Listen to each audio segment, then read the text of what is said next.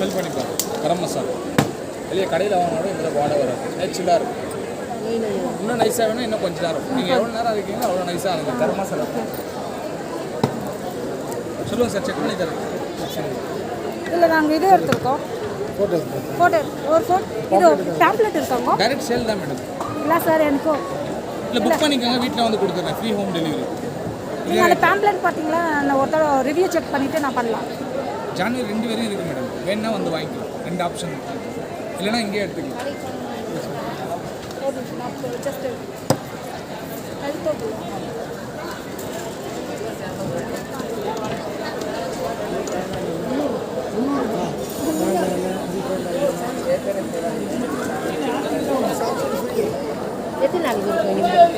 ஜனவரி 2 வரைக்கும். ஒருத்தோட லக்கி கேமுக்கு நான் 300 ரூபாய் செலவு பண்ணேன்.